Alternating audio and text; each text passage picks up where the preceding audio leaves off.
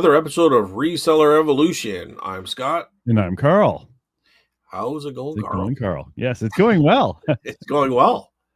Well, it's okay. It's okay. Yeah. Are you talking about reselling, or are you talking about Reselling. Yeah. Well, or life? otherwise, yesterday I had a double dentist appointment. I had a root canal and an implant put in. Wow. So that was fun. That was 2.5 hours of me sitting there. So, what exactly is an implant? Is that like a fake tooth, but you only need one? Yeah. Oh, okay. So they pulled out the tooth. They put a little like kind of bar in there. Yeah. And they literally screw on a replacement tooth in the spot. Okay. Yeah. All right. So that's it. The root canal, they can't do it. You can get that done. So just like you could just get it just pulled, of course. Yeah. But I wanted something there to eat with. Yeah. Well, yeah, for sure. So this is okay. I'm going to digress a little bit here. Okay, because I don't want to talk about my teeth. It's still about teeth. So I went to a pick. This is going back quite a few years ago now, probably 4 or 5 years ago.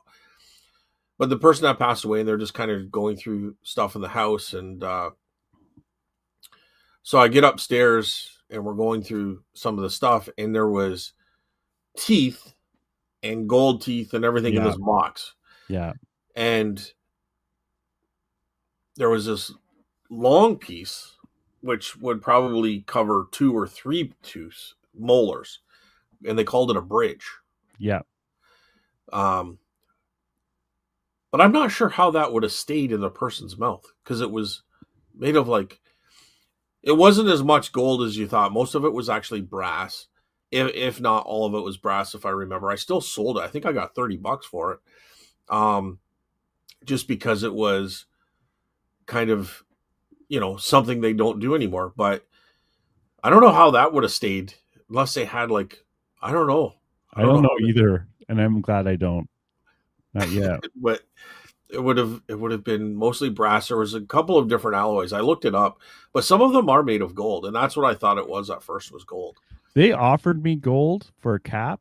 Yeah. But I just went with normal, whatever the hell they put in there. If you got a gold cap, you'd be writing rap songs by next week. Yeah, no, flipping from topic to topic, gold. Oh my God. What were you telling me just before the show? It's over. Oh, this is Canadian dollars, but it's almost at $6,000 gold, and God. Silver's just over $75 an ounce. So all my procrastination and not selling my scrap is just paying off. Yeah. Yeah. And I wish I got that gold tooth. I could have pulled it out and got some money for it. Yeah, it would have cost you like $10,000 just for a gold tooth. Would have paid for some of my surgery yesterday. Oh my God. Yeah, that's an interesting point. I wonder how they do that, because I've heard 16 to 18% would be gold. Anything more than that is too soft for a tooth. Yeah. So a lot of it is 16 to 18%, but it's mixed in with harder alloys. But it's like a ring, right? You don't make it pure gold, otherwise usually they don't. Otherwise it distorts because it's too soft, right? Like my boss had a 24 karat gold ring, but it was really warped because gold is too soft to put up with wear and tear for daily use. But anyways, reselling wise, it's a little hard because last week was Thanksgiving in Canada. So for our American cousins who don't know, we actually have Thanksgiving a lot earlier than they do. And so I had a family event on Sunday, so I didn't go to the market, but thankfully, I had everything covered, like in plastic, but people still go into the booth. And I sold a My Little Pony for $10, and I sold a mid-century modern vase for $55.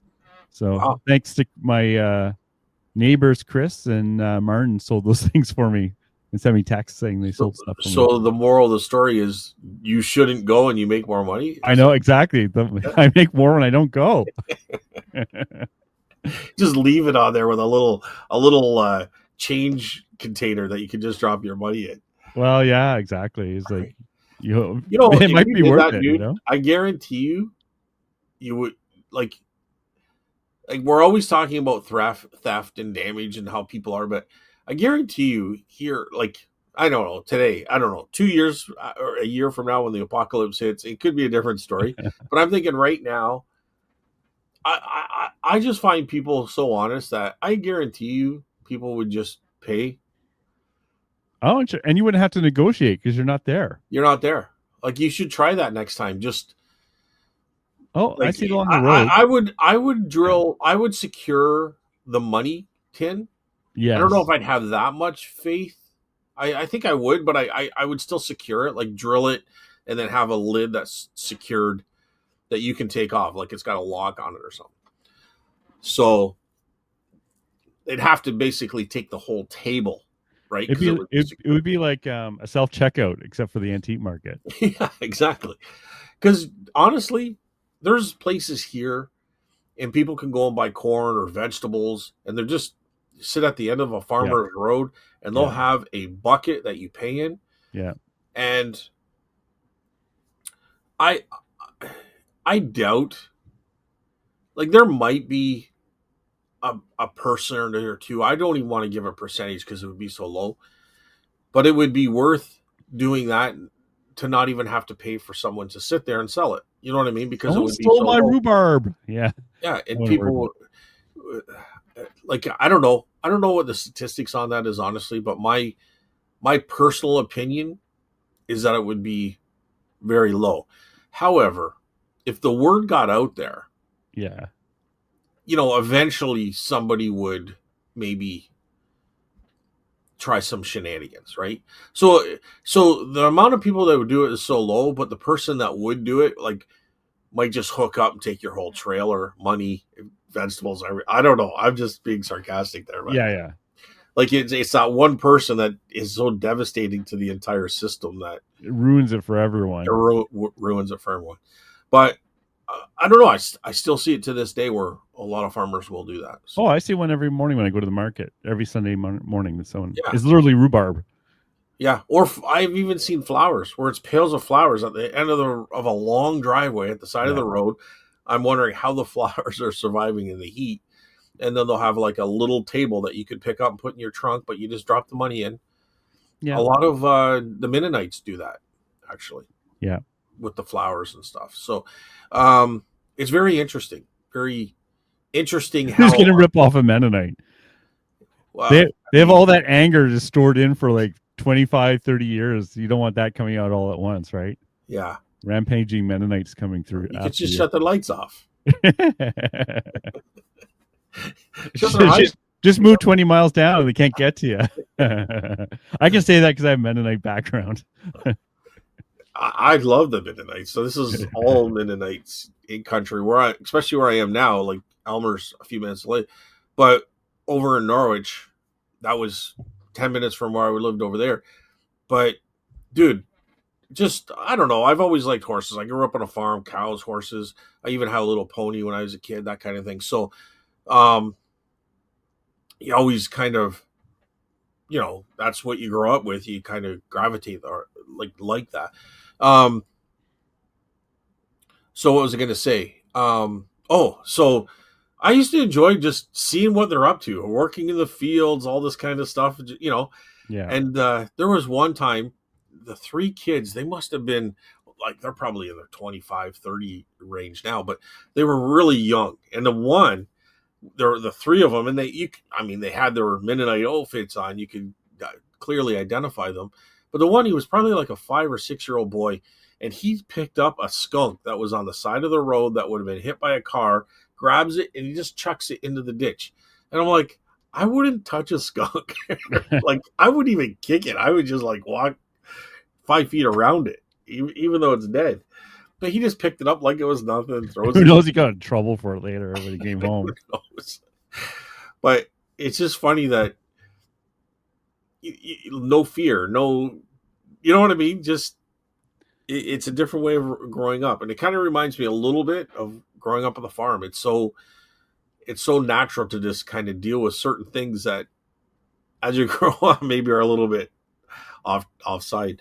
Yeah. But anyway, I've seen some shows of traditional Mennonites when they say that people look at our communities and they think it's like better than it is. because they said, it's not like we don't have issues. It's just that they don't come out that often, right? Mm.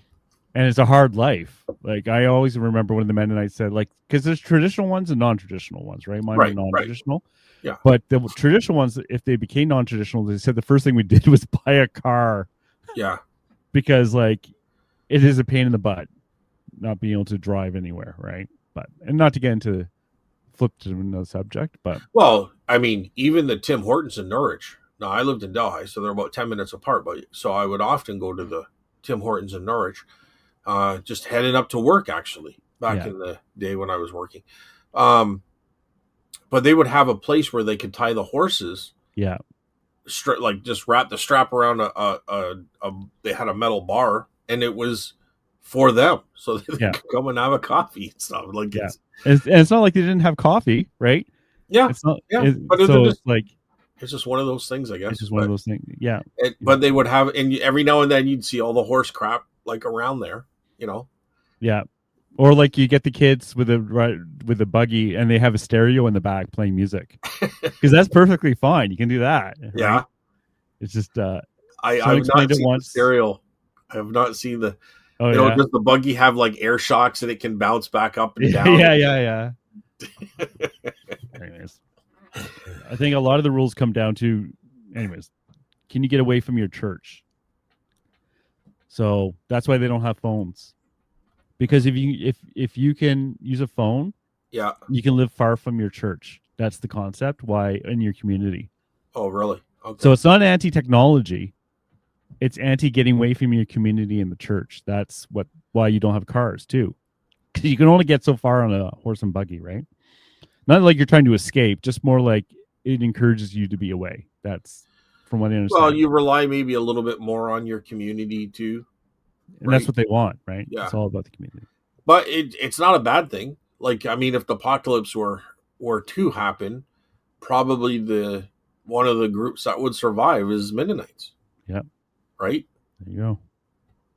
No, I'm sort of being serious. Like they know how to survive I'm without. dead within a week without a fridge.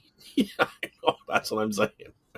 I But just go drink out of the puddle and die from whatever is in there. Yeah. oh my god, don't do that. Anywho, so yeah, my booth is closed, so I didn't have that. But the good thing What's that? is I brought my eBay store back online Okay. because the Canada Post. I'm scared to say anything because everything's great. Nothing to worry about. What can go wrong now? And then something goes wrong. So Canada Post is on rotating strikes now. Mm-hmm. Um. So I could not get a label for Canada Post yesterday. it works. It's working now. It's working now. Yeah, they fixed it yesterday, actually. Okay. For eBay labels, yeah, for Canada Post. Actually, I used UPS. I had to use UPS the day before, and it was the value that you said. Remember the show before? You said you paid 12 something or 11 something. Yep. So for me, it was 12 something for a small package, Which is good. which was good. Yeah. Yeah. So there was a weird issue with eBay Lite labels, the really cheap Canada Post one. Yep. But I think that might be fixed. But I haven't had to use it yet. So I sold. So anyways, it's back online. You can print Canada Post labels, which is I prefer. I just find it easier than UPS. UPS is actually having tons of issues in the United States. So, because a lot of the postal systems are not shipping to the United States, like Canada is, Australia is, UK is, but a lot of the other ones are not. A lot of people are using UPS to get stuff to the United States. Right. And they are so overwhelmed that they're throwing out packages. They're disposing of packages that they're getting because they have that right to do that, believe it or not. So they're destroying packages. Wow. Yeah. Wow. So that's not good. Doesn't hurt me. Nope. Not me, because I'm not shipping to the United States. I don't care. What are you gonna do? All I have to do to get it to the US, all my concern is just get it to Mississauga. After that, it's out of my hands. Get it to Mississauga. The international shipping. Right. So did they invite you into that? Yeah, yeah. It's kind of funny because so on the 9th, I got the email. 8th or 9th. What is today? 16th. So 8th or 9th. So we're looking at a week ago. It was funny. Right after our last show that we started talking, about an hour after that, I noticed I had the message, but I would have got the message during the show. But it might have been in the effect like a day or so ahead of before that, because I had a package to go out. It was either Toronto or Mississauga. I don't know. I could find out because I got another one today. But Usually it's Mississauga, but anyways, yeah. So the lady messaged me. So what happened is I had an order and I shipped it out. It said Toronto or Mississauga, but whatever it was, the international shipping one. So I shipped it out. Never thought anything of it. It's just another parcel going to the city. And then she messaged me a couple of days. I've been following tracking, and it's going to Mississauga, and it's not coming to me. I'm in. What did she say? She's in Belgium, and I'm like, Belgium. I don't ship to Belgium. You know what I mean? And then I found out that she was part of this thing, this international shipping, right? So I'm like, so I just messaged her. I said, rest assured, you will get your package. It's our international shipping, and how eBay has it set up is I ship it to their warehouse, and from there they will ship it to you. She goes, she replies, I am rest assured. Thank you for answering the question. So I'm like, okay, maybe I should have used that word. I don't know. But it's probably just maybe not a term they use. No, I get but perfectly good English. So I don't know if she knew how to speak English or if she used a translation thing or something, but it was like there was no spelling or issues there. It flowed properly. So anyway, yeah. So anyway, so that was my first one, and it was a B&G figure, one of those porcelain things. Yeah. And then I've shipped out a bunch of toy soldiers and a couple other things. And I got this is great, because I think you're the first person I know who's actually used it. Yeah, like a few times. And you didn't even notice. Well, that one I didn't even notice. I didn't know what to notice. Well, that's great. That sounds really good, because you never have had that Belgian sale without this program, right? Right, for sure. And so far, so good. Like, the only thing is, like, I kind of wish it told them that, when it's shipped to Mississauga, it'll be reshipped without you having to interfere, but they could fix that easily enough. Or maybe she did. Maybe they did and she didn't read it or something. Who knows? But that's awesome. That is really. I'm not invited yet, of course. Okay, so I'm just kind of going back here. So when it's international shipping, I'm noticing now that there's like a circle. You know where they have the shipping truck or something on there, like delivered and all that. Yeah. The other one is a circle. I'm assuming it's supposed to represent the globe. Yeah. So I got that one. Another guy from the U.S. bought 1, 2, 3, 4, 5, 6, 7, 8 toy soldiers from me. That was global shipping. Oh wow, for the United States. Yep. Well, Scott, this is great news. Another guy bought a belt buckle, which is part of global shipping. Oh my god. And another guy that's going out today bought 3 toy soldiers for $237.88 because I threw in 15% off on them. So I'm getting more global shipping than I'm getting regular shipping. Well, that's actually my point I was going to make. Like, how much, just roughly, is it like 50% of your sales now? Like in this since the 9th? It's hard. It's hard. It would be definitely more than 50% of my buyers, but one guy from Alberta bought 6 toy soldiers. So that if you want to talk about sales, like But just roughly, because it's only been a week. But it's not like none of those sales would have happened if it exactly wasn't for this program, right? 100%, 100%. And I've got what 330 items left right now in my store. So it's not like I have a lot of items.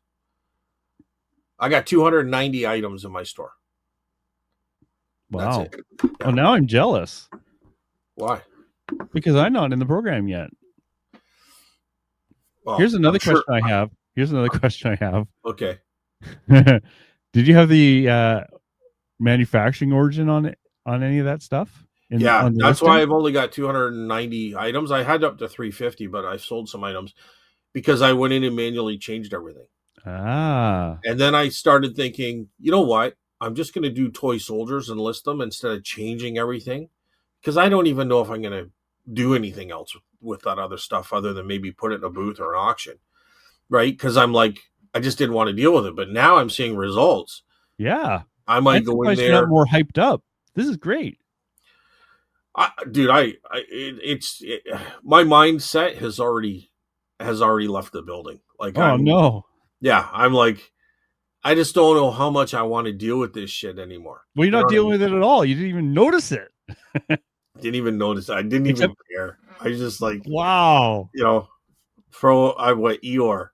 Poor. It's just so funny because like we're usually on the Eeyore. No, I'm just like, I don't know. This is good. Don't get me wrong. And I've been working really hard on the booth because I took out that wall. I changed that up. Yep. So I have my cousin's funeral. There was a lot of distractions in the last 3 weeks. A lot. Yeah. So, I haven't really had time to let it sink in or to really go back and like go gun ho on eBay, which I could do, but I don't know. I kind of have my mind made up on what direction I'm going to go with all this stuff, and eBay is going to be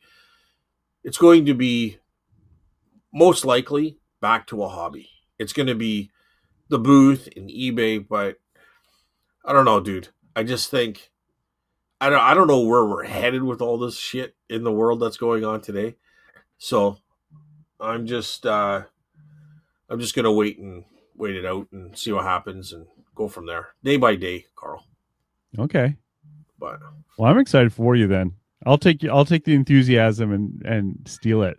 Because it might actually get me to actually put, because I don't have the origin on my stuff. I started doing it, and I don't know if there's a bulk way of doing it, but I didn't see it. And it's like, oh my God, like, am I really going to get out all my cameras and see if they're made in Japan or Taiwan or China or Vietnam or wherever? It's like, ugh. Yeah, I'm wondering if you were invited because you did do that, and I was negligent on it. But I think Serge said he did it, and he's not been invited yet. So maybe it's not as simple as that. But I don't know. I didn't do anything. I wasn't even ready for it. Like, I just noticed it and I texted you, right? And it was after the show we did last week, so that would have been like last Wednesday. But what was the last Wednesday? But it definitely, the email came on the 8th of the night. Because there were emails coming through, but I don't think I realized you were actually in it and actually selling on it and through it. So that's, hey, I think it's great, but surprisingly, based on that B&G thing, I was possibly in it before I got notified. Yeah. Because I think that sale came through very quickly. Like, it was definitely the first sale on it, but I wasn't looking for it. To me, it was just going to the city. You know what I mean? Yeah. And you didn't have to deal with anything. Like no Zonos or any of that, too. I didn't deal with anything, dude. Like, it just... Oh, man. $11, $12 shipping UPS, and it goes to Mississauga. That was it. I didn't even realize it. I'll tell you where it's shipping to. So I'm going to check the tracking, because that's actually interesting here. So delivered Mississauga. So it's definitely Mississauga. Um, I bet you, since they just started up, they're going to have some hiccups. Hopefully not, but it might be. They might be opening it up to. If I was them, I'd open up to very few sellers just to see what goes wrong, rather than oh, have everyone putting their stuff in. But so not your problem. so so what it is you sell it, send it off. I did a UPS, so it tells me the trip. It's been delivered at Mississauga on the 10th, and we're on the 16th right now, and that was for step one. Then it says step two, item arrived at hub, and that's again October 10th, and then it's off to step three. For step three, it's going to the USA. So it looks like Really? maybe they ship it to their hub in the USA. Probably all the packages go there at once. Oh, I wonder how they deal with that. Huh. That's what Okay. it says. So I'm gonna look at the tracking here because And that's the so one that it's was going to okay. Belgium, right? So now Ascendia, Yep. which That's is Belgium, that's like a shipment shipping company from Belgium. I think I've used them here in Canada, and it was always for international shipping, but they Okay, were in so Canada. okay, so that makes sense. Ascendia, and then it's got destination Belgium, and then it does have a tracking number. So I'm going to click on it, and everything is. I'm going to say refuse. Everything is in Belgium. Everything's it's in. I'm ignorant. Do they use French or German, or is there like? It could be a French actually. If I actually read it, it's definitely French. Yeah, Um, I think they use both. But anyways, okay, good. Hey, this is great. but I can't figure out unless I got to maybe I That's got to okay. copy and paste it. That's unless you really want to. I think it's not your problem. It's gone. You No, got but I paid. would be. I am interested. Yeah. Like I was interested to see if it got stuck in Mississauga, but obviously not. Okay, so current status, shipment information received. So right now it looks like it must be in it looks to me like it's going from US to Belgium right now Right. So it's in transit right now. in transit. So Okay. Well, hell so yeah. yeah, and that's yeah. So there you go. But there is a process like step 1, step 2, step 3. So there you go. And you know what? If she doesn't like it, I don't care. Not your problem. It's not my problem. The other thing I was kind of curious. I'm being very sarcastic, you know, because if you get too many complaints, they might boot you off. Like that could be a really bad thing, right? So Yeah, I could see that. right. So yeah, I just don't. I think it's positive, but I don't think it's something I want to put all my eggs into that basket right now because who knows what the threshold is before you're booted off. I You know, Yeah, and then you got no sales again. You I know, guess. But you're a good seller. It's not like yeah, but I don't know what other countries like are like for their complaints either. You know what I mean? I don't know. from what I understand, eBay looks at the package when they send it to them. Oh, if they open it up and look at it, then Yeah, perfect. they decide if they're going to do that or not, but they can do that. I Sometimes hope they look at everything because then they they'll can have make that judge. a little picture up of you and say, "This is a good guy." Just let it stuff through.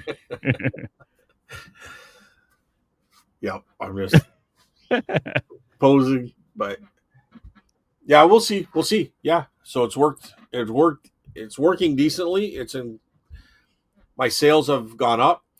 It seems really odd shipping to the US though, right?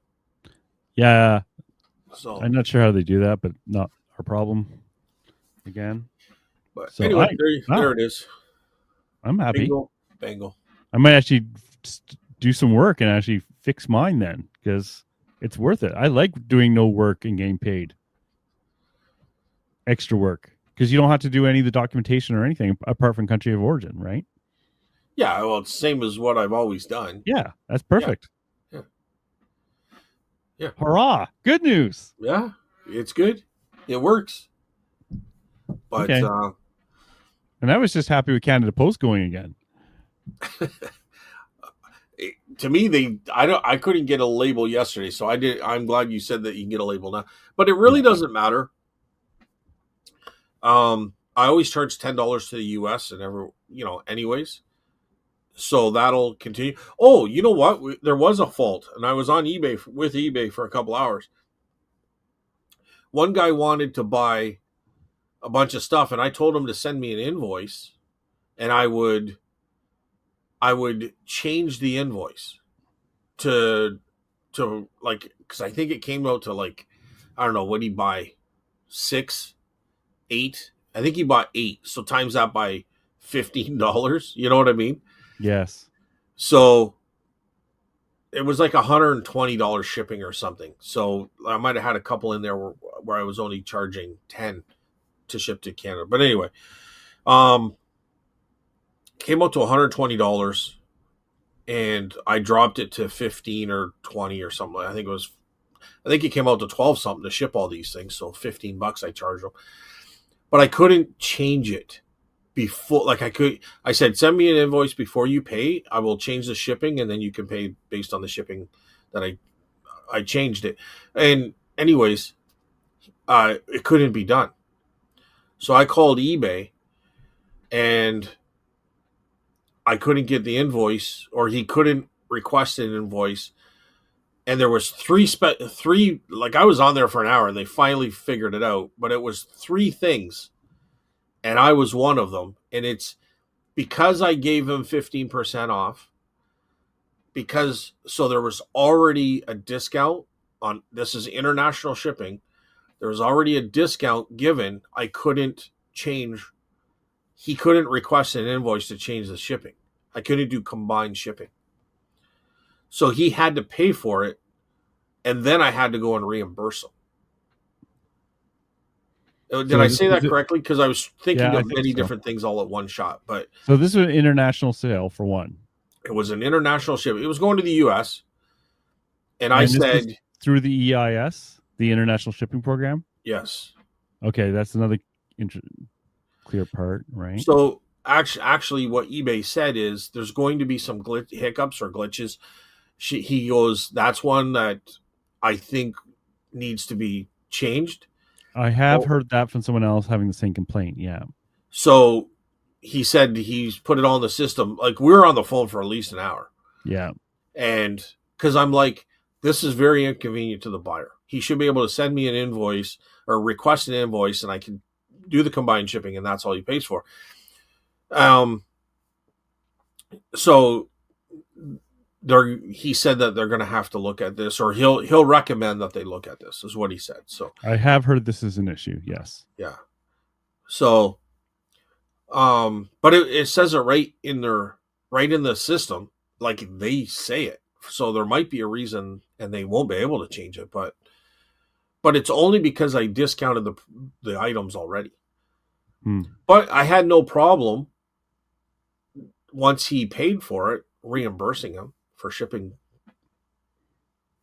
There was no problem there. Like, I just don't know why it couldn't have been done before. It should be done for him, because you could have lost the sale and never even realized it, right? Because not everyone's going to trust you to reimburse them after they paid, right? Well, that's the thing. But I don't think I would have gone through without knowing it, because he asked if I combined shipping, and I'm the one that said, yeah, I'll combine shipping. Just send me the invoice before you pay. Yeah, and he asked. I've done that 1,000 times. Like, I've done that so many times. Oh, yeah. I'm talking about from his perspective. Yeah.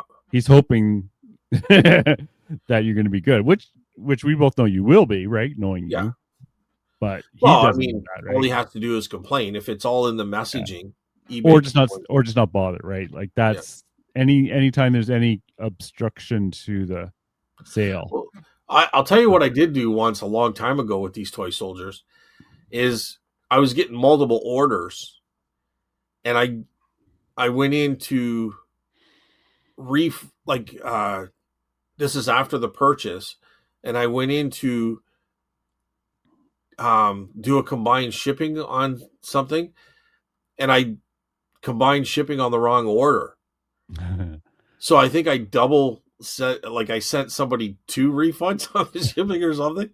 Oh, nice.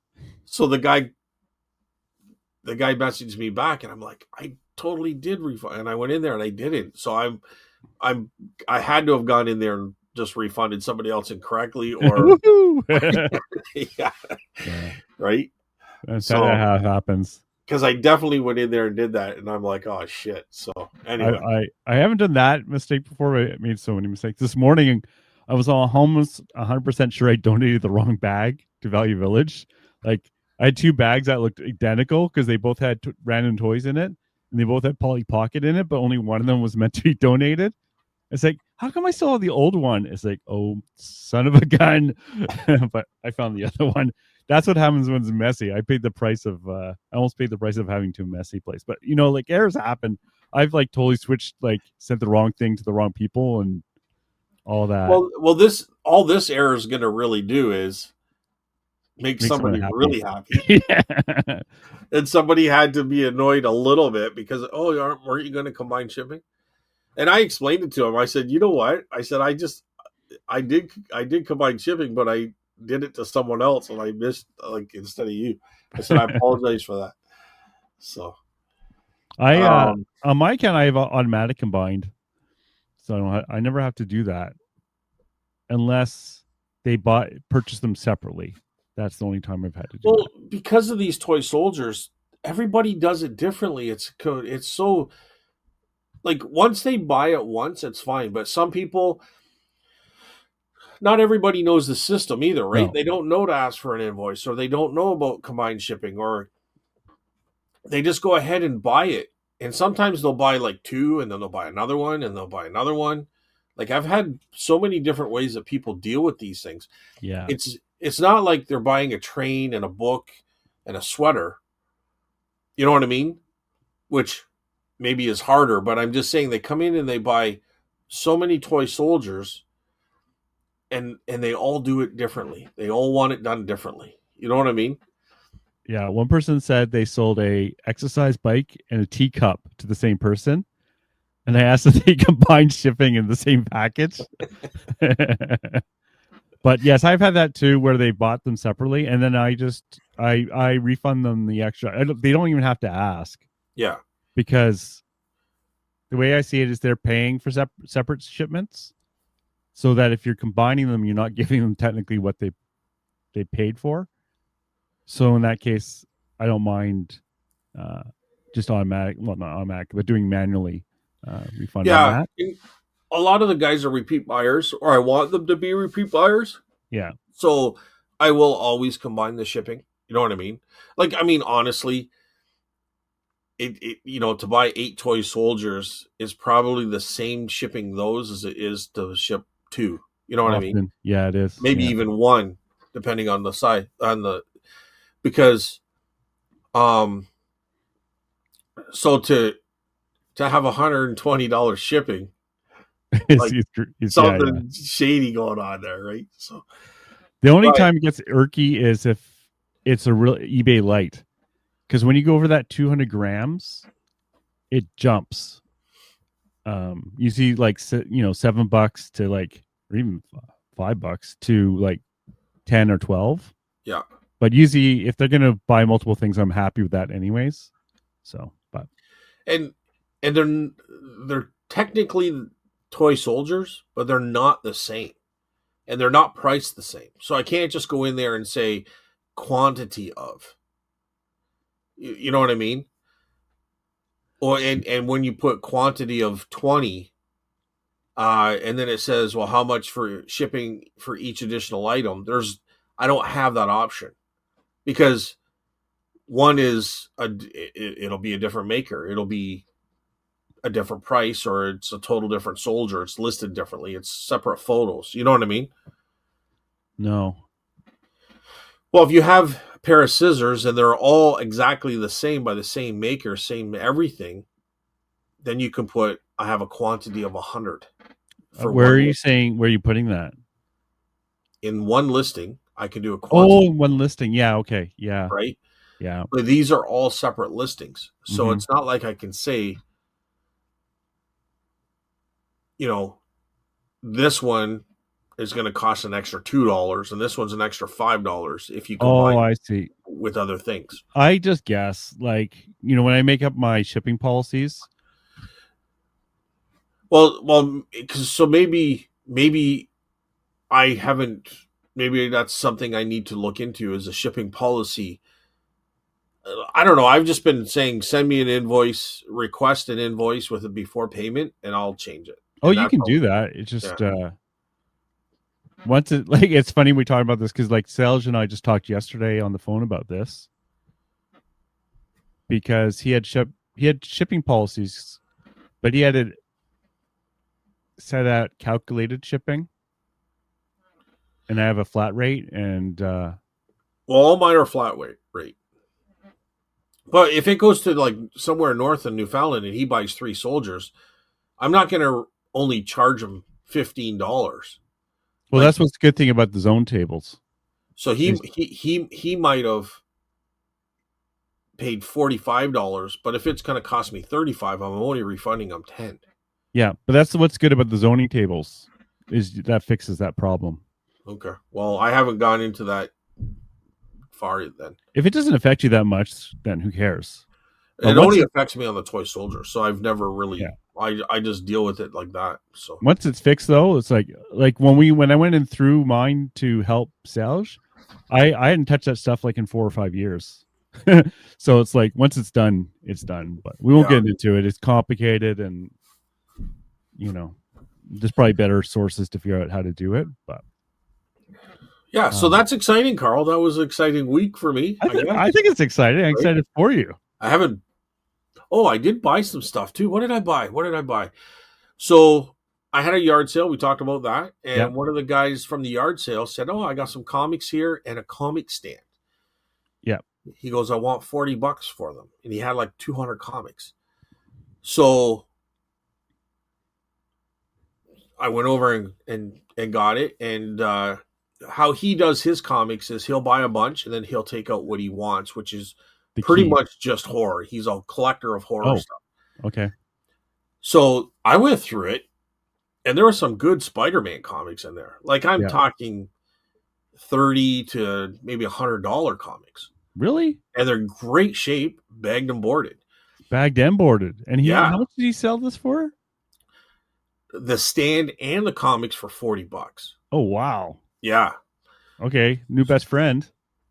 Well, he's a really good guy. Like, I mean, I Yeah. only met him a few times, but I give him and his buddy here really good prices on the stuff when I was here. So I think he was kind of returning the favor. Yeah. But it's interesting because I've had the yard sale, which connected me with some pickers through the area. And I was really glad to connect with these guys because they're going to be good contacts in the future, right? Yeah. So, so when I went and picked it up, we talked for like an hour in his driveway, right? And it was good. So, anyways, I had no knowledge of what was really in there, but $2 to $4 a comic in my booth.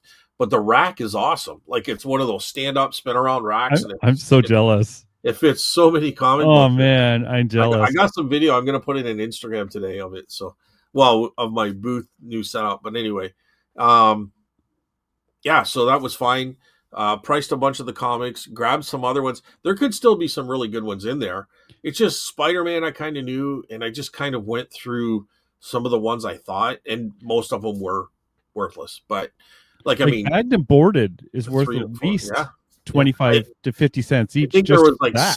six to 10 that weren't bagged and boarded, Carl. But out of Yeah. 200, there's right. That's really good. And it Bag, might even been more than 200 comics. Like he said 200, but yeah. honestly, it might have been more. Like there was I tons. have not found a good source for bags and boards for comics yet. So even just having Yeah, that done is such a yeah. big deal. Like Amazon is the only place I really know. And it's not that cheap. It's not that cheap. No. It's and the magazine, the comic book rack is good too because, like, remember I mentioned I got the heavy metal ones. Yeah. So I bagged a whole bunch of them and priced them. But there's no easy way really to. They're too big for comic book boxes. You know, the white long boxes. They're too Yeah. wide for that. Yes. They would be too wide for this too because these comics just fit in these slots. Yeah. So this I'm not sure how I'm going to because I don't want people to. I'm not boarding them. Yep. For two reasons. One is I don't have any boards for that size, and two, it gets more expensive. Yeah. So you're not bag and boarding them, or I'm you're bagging them only. Yeah. bagging them only. I might buy some boards.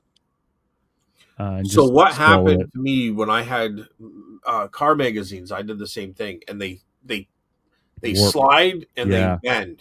Yeah. And then that curl stays with them and stuff. It's really tough. I don't really have an option to. The only thing I can think of is if you could throw something in the box that prevents them, like that keeps them straight up. Mm. You know what I mean? That's a good idea. Like that's the only thing I can think of. It helps that I'm there. So if some of them that's true too, yeah, sell, then I can fix that. But really, because some of them are worth like $15 or $20, right?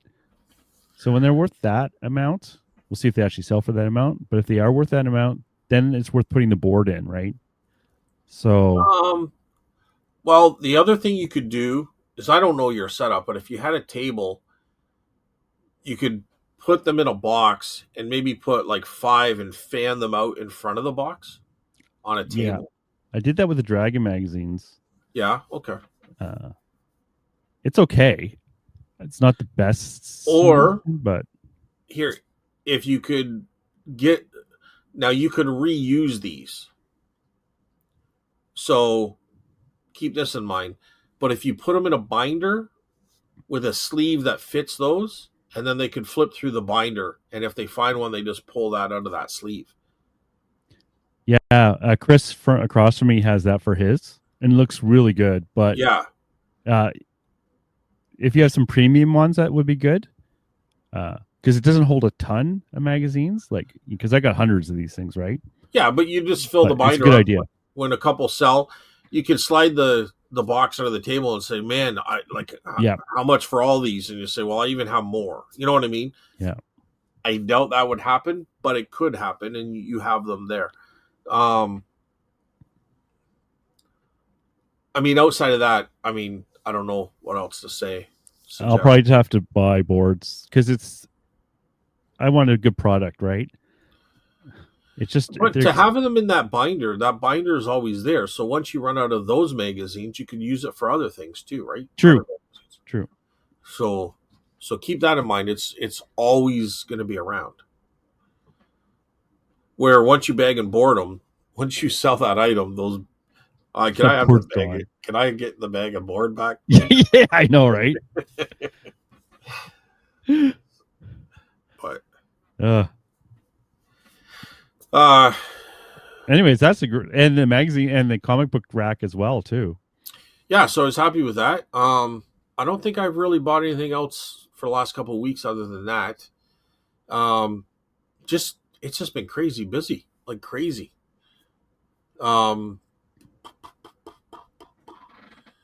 Yeah, that's about it. I bought some Halloween masks.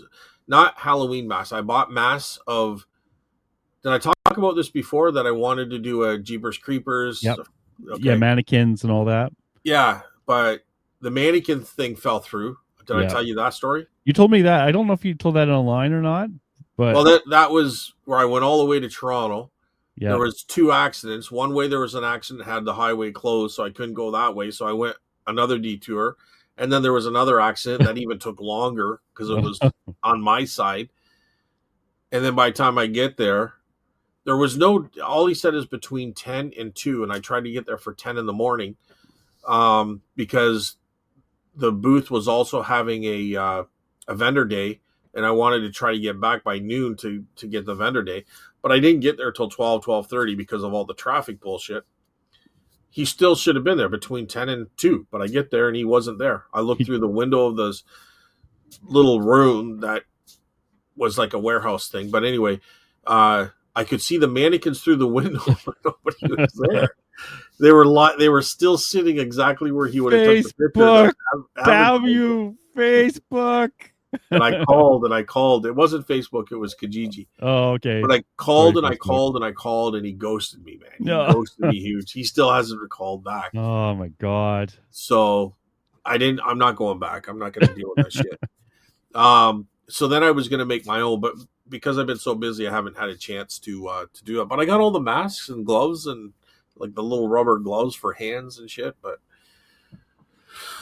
I wanted that done by Halloween. I don't know if that's going to happen. No, it's coming quick. I didn't get a chance to do much. I wanted to make those dolls, and I didn't get a chance to do that. I only had a year. I know, right? You know, it still is not long enough. I'll do it in August. I'll do it in September, and then the shit hits the fan. Okay, I won't be doing it. But I don't think I bought anything because it like really, I mean, there's some points where it's like you're in trouble, and one of them for me, like today, was like almost donating the wrong thing. I'm crawling over stuff. I haven't quite got to the point of like storing stuff in my car, which I know would be like a step too far. But and I have seen other resellers who are driving around with their inventory because they had nowhere to put it. Yeah, but been there, done that. Yeah, so I'm not quite there yet. So hey, I've even gone further, and Steph can vouch for this one. I've even had stuff in her car. Oh my god. Yep. Yeah. And it gets to the point where it either has to come out or it's going to the thrift store. Or yeah. Yeah, that's pretty bad. Yeah. I haven't. Yeah. So I'm not itching. I want to get only good deals now. But I say that, and then I think I'm going to Value Village after this. So yeah. Well, you still, I think when you have inventory, you're at a very, like, some people might look at it as a bad thing, but I look at it as I'm in a very strong position because I don't need anything. Right? So to be able to go to some place, I don't feel any pressure to buy. So I'm just looking for the very good prices and the very good product. I wish I could say that, but when I'm there and I see the thing that sells for $20 and it's $5, I still buy it. And I just throw it on top of the pile. Well, you don't have to, Carl. I want to. But I do. I bought a Walkman this week. What's that? I bought a Walkman. Sometimes Walkmans can be worth good money. This one might be $50 or $80, but I have to look it up. But I got a bunch of sales. Sold me a bunch of Coca-Cola stuff, modern, but he sold it to me cheap. He gave me a great price on it. Beautiful stuff, the condition. So I'm going to put that in the booth. I was a good boy though, and I priced it all because I find if I don't price it and take it to the booth, it could sit around for a long time, right? Yeah, for sure. So I've been actually a pretty good boy because since I haven't been really able to do online sales. I've been prepping stuff here at home upstairs where there's no mess, right? And I have only one little pile. I do the pile, I price it, and then put it into a bin to take. And that's been working well because then I actually do it, right? Rather than, because otherwise I throw things in the basement and it's like, it's gone. I forget about it, especially if I'm not shipping. Because if I'm not shipping, I'm not coming here in the basement to actually where my scale is and everything. So it's easy to forget this. For me with ADHD, if I don't see it, it doesn't exist. So, Well, I haven't figured out what my problem would be called. You call it ADHD.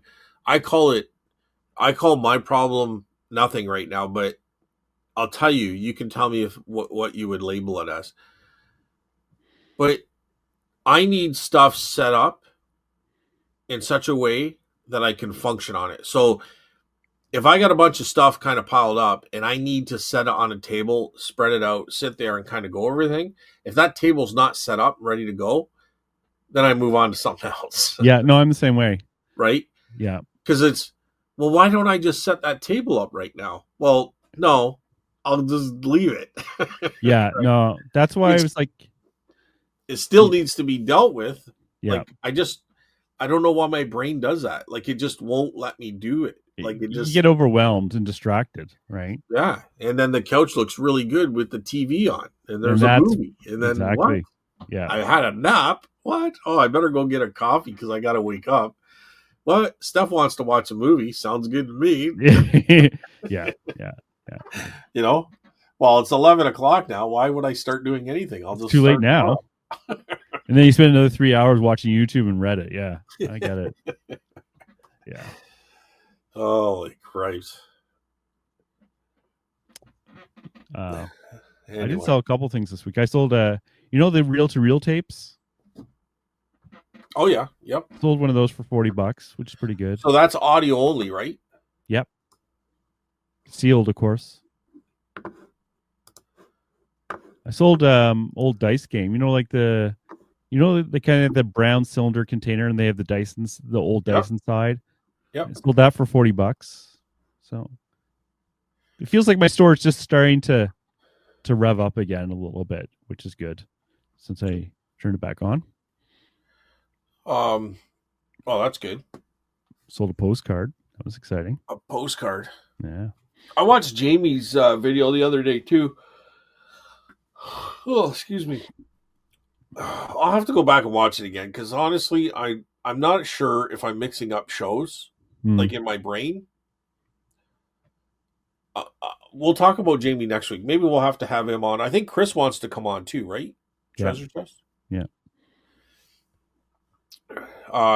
Anyway, the booth has been doing good. My booth is doing decent, so it's better than expected right now. But I had a buy in the summer. I paid $300 for a bunch of stuff, and in this one little box, I filled up the truck, but in the box was so much good stuff that I kind of basically just had thrown in. I didn't really look at it enough, and then when I opened it up, I'm like, wow, I should have had this in the booth a long time ago. But it was little tin cars, metal cars, pressed steel, and tin litho. But I sold 3 of them, one for 20, one for 30, and one for 45. And then a few days before that, I sold one for $65. So that little box pretty much is going to pay for the whole load of stuff. So if you can imagine something the shoebox size, it was a plastic container, but it was about the size of a shoebox full of this stuff. Yep. Mm-hmm. But I filled my truck up with the purchase, like of everything. It's like if you looked at my store, you see a lot of Tonka. That came out of that pick too. But it was this little box that I kind of overlooked that had all the really good stuff in it. It's funny how that works. And how often it happens. Yeah. VHS tapes, dude, are on fire right now. Like the whole older horror stuff, the older horror is really on fire. Like I'm probably selling, so a lot of them are $5, but I've sold them for $10, $20, $25, $50 out of the booth. You don't test any of that, right? If it's over $10, I'll test it. Okay. Right? I was curious. And VHS can be bad. In the VHS that I have hooked up to the TV and letting it play while I work. Like it's not like it's not really a hard test. No. It's just having it set But up. if it's $5 and it's not a movie that I care to watch right now, like I'll just throw it in the booth with $5 tag. Yeah. I don't test any of my DVDs, but they're selling for Yeah, I don't test the DVD unless $2. it's a movie I want to watch. But the VHS, if it's going to be over $10, I will throw it in there. Uh, clothing, clothing has been running out of the store, not just out of my booth, but my booth and others. Um, I had 3 pairs of pants. I only put $10 a piece on them, but they're the 60s, 70s. It's like they're white, but then they have all these funky lines. I don't know. Do you call it plaid or something? Oh, I know what you're talking about. Yeah. Yeah. And I got them basically thrown into a huge pick. It was a private pick at the house, and I talked my way up into the attic, and I saw this old 70s clothing, and it was just a hole in the ceiling was the attic, and I just threw all these clothing and garbage bags down. They were ripped open because I looked at them, but I threw them down the chute and Yeah. took them for next to nothing. And I sold a lot of the stuff. Like some of it had to be thrown out because it had a little bit of dry rot and stuff from being in the attic, but some of it was okay. Anyways, someone came in, $10 a pair of pants. They bought 3, and I'm like, I bet you they bought it for Halloween, and they said no. She likes to wear this stuff. Hmm. This is the style that's in her area, like her group of people. But I'm like, oh, well, I'll have to bring more in. Yeah. Yeah. I'll have to charge $20. I'll have to, woo. But it's just fun. It's just funny how you never know what sells. You know what I mean? I thought somebody Yeah. would use. I put them in there at $10 because I figured theater people come in, movie people like prop. They're looking for props. They might come in, or somebody. In my case, because of the timing, I thought it was Halloween. Yeah. And it was something totally different than that. So, One of my big sellers out of the booth is toy cars. Actually, I sell quite a few of those. yeah. LPs, toy cars, jerseys. Well, we'll see what happens because I threw in a ton of train stuff. I've Yeah. put in a ton of bridges and all sorts of stuff. There was one tote that I've held on for a long time, and I finally got into it, and it was German, like hotels, houses, storefronts, mint shape, looks so good. And I finally put it in the booth yesterday. Some of it I put $50, some $30. A lot of it was $10 to $15 for the small stuff. But there was a lot of big buildings. Yeah. We'll see if it's like it's cheaper than what they're going for online. Yeah. And they're already made. Yeah. And they're made well. Like somebody put the model kits together. So we'll see. We'll see how that goes. But yeah, pool balls, like they were really old, probably early 1900s. I got $50 for them, but they were kind of rough shape. Posters. I mean, there's so many things that's been selling. It's been good. Just trying to see if there's anything huge dollar wise. I already talked about that. Vietnam War helmet, $100. Yeah, ambulance, Tonka. Just some good stuff. I don't know. So the booth has been doing good. It all has been for the last few years. Been doing like amazing. So nice. Our biggest weekend of the year is coming up this weekend. So. Well, hopefully it's a good one. I hope so. But I don't know. I don't know what else to say. Carl, do we want to get into some comments or anything? Yeah, let's get into the comments. Do you want to go to YouTube first or what? Oh, we always start with Spotify, so now that's the way we go. Okay. So I'll start. First one's from Tina. She blames me for saying what could possibly go wrong, and then everything went wrong. She's happy because one of her packages went through, which is good. It's always scary when things get lost. What I was happy to see is my big train. You know the PC trains. So I sold that for $150 or $140. And I'm always nervous because I packed those well because one time I packed it and it broke on the way. So that got through. So no one complained. So I figured that's a good thing. She was talking about like how we talked about how the state sale can be overwhelming, and she's sorry to hear about your cousin. Thanks, Tina. Yeah, it was kind of tough. Everybody has it's part of life. You got to go through these things, but Mm-hmm. yeah, he'll be missed for sure. So thanks, Tina. So the next one's from Adam. Uh, just got to know I know of a true story involved Canadian in Maine in 1800s. Okay, hang on. I haven't read this yet, so So he's talking about a story that he thinks should be your next book. a good movie. Google Big Jim Collin. Okay, I will definitely do that. True story where I grew up, and I think there's enough events in that story that could be embellished into a great movie. I think that the audience was made to like the villain at first and then would be conflicted once the events starting taking place. If anything, read the article. I think you guys will find it interesting. Yeah, I'll definitely take a look at it because I like reading into like interesting people. I was trying to maybe keep things to a Canadiana type I don't genre. I don't know, not really, I guess genre, but I'll definitely take a look at it because I mean it could be interesting, right? Yep. Even just giving ideas on how to, you know, of a character or something. But And the guy is Canadian too, so there's a he an is attachment. Canadian. Yeah, he said a true story involving a Canadian. So you got your link. Oh, well, there you go. So well, that would fit. That would fit perfectly then. Yeah. Thanks, Adam. I will definitely look into Yep. that. So from YouTube, I like just the name of Big Jim Collin. Like that just sounds like Big Jim. you just don't want to fuck with that guy, right? No, you don't. You know what? I know who stole your bike. Who? Big Jim Collin. Yeah, you can have You can it. have it. But yeah, Thanks, guys. I like that. All right, cool, So cool. for YouTube, Harry, he's doing is trying to guilt you into doing Sunday nights again, which it's not going to happen. Yeah. But thanks, Harry. And then a couple from Randy. Well, always good to hear from Harry. I miss Yes. Harry. We'll have to does he do his live streams every Yep. now and then?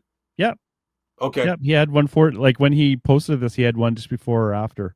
I Because missed it, he but doesn't post when they're happening. He just kind of pops on whenever he that's right. yeah, so it's hard to find it. And I don't watch like I don't look out for these things as much as I did in the past by any means because we used to kind of well, he even had a scheduled one. Tommy and Tracy had the scheduled one, and Yeah. then Things there was changed. Farm Girl, Scavenger did. Like there was other people, right? So Even Two Dogs Digs isn't really doing anything. They haven't had a video in a month. So yeah, so it's kind of like I don't know. You just change the habits, right? So different phase. yep. Well, Randy's here too. Well, that was a very long podcast. I had to stop twice to shave before I got through it. Of course, rotating strike started after you did the newer part. Yeah. Kind of like that's usually what happens, right? Like we record this usually on a Wednesday and then supposed to load it up on the Friday. Yeah. But a lot can within those 2 or 3 days can can change. And then if you listen to it on a Sunday or a Monday, like I mean, the world's changed completely by then. Aliens invaded. Sasquatch was found. Atlantis came back to the surface. Yeah. And hey, USA buyers, it was nice to know you. Well, they're back. sort of back, They're sort of back, Yeah. right? Yeah. Sort of back. Like I think it was Tina who said it last week. Oh, you correct me if I'm wrong, but somebody said it last week where the the buyers are still there and they don't mind paying that extra, like as long as your prices are kind of competitive and all this kind of stuff. But yeah, that was correct statement from what I'm finding because I didn't open up to the U.S., but eBay International Shipping opened me up to the U.S. and they're out there buying. And correct me if I'm wrong, you might not have noticed, but you didn't have to pay the fees on the transaction cost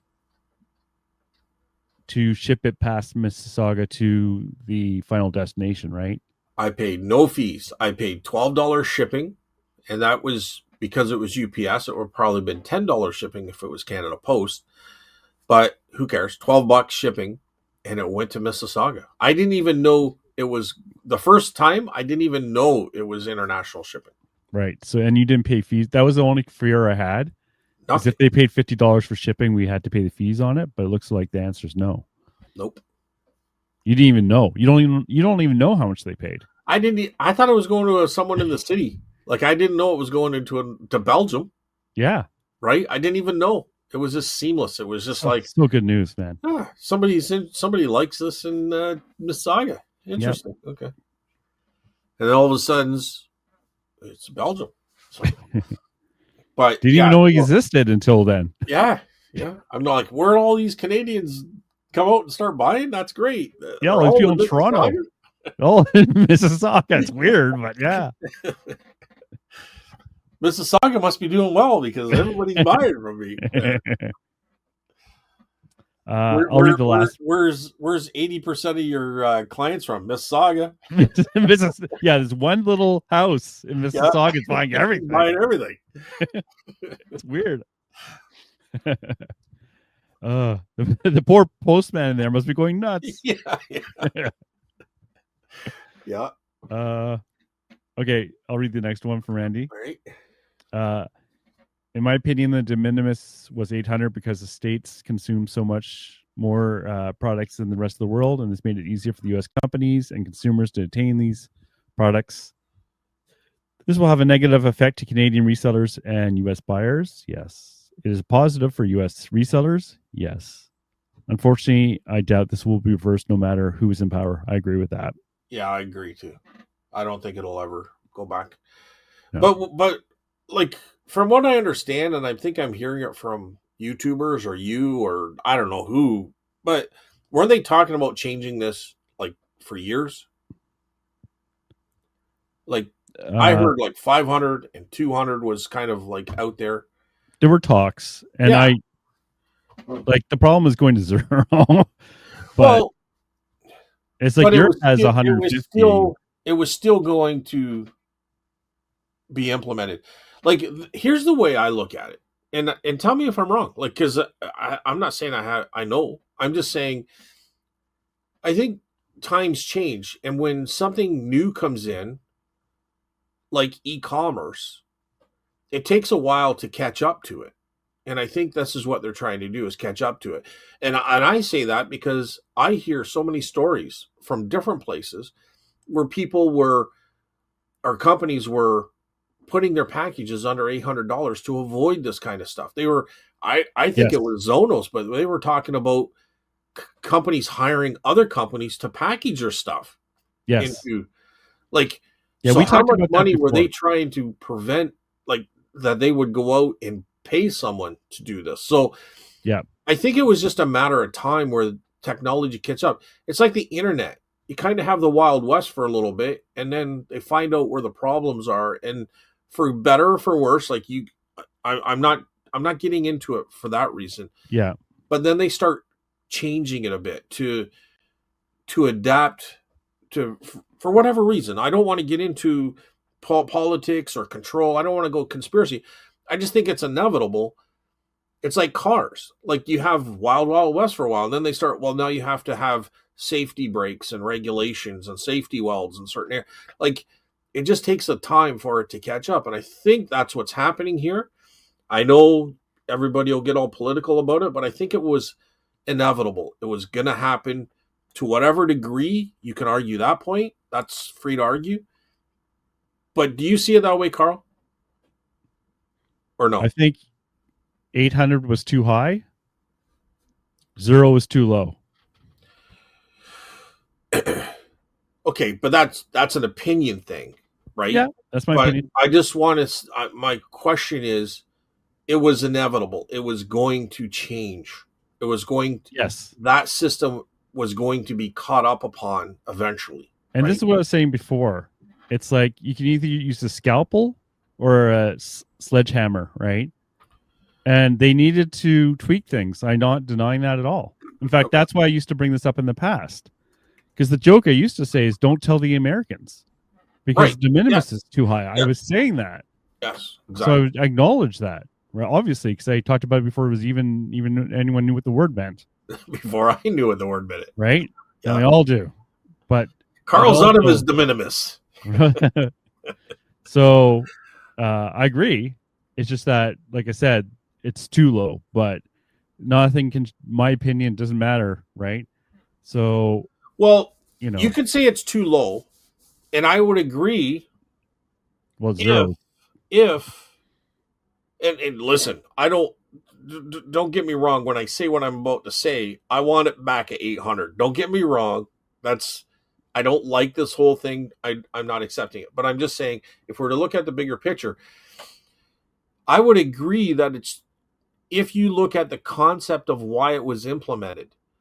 But when you change the whole system, that the the the different the de minimis the difference is got to be put on the onus of the seller to have it paid for before crossing the border.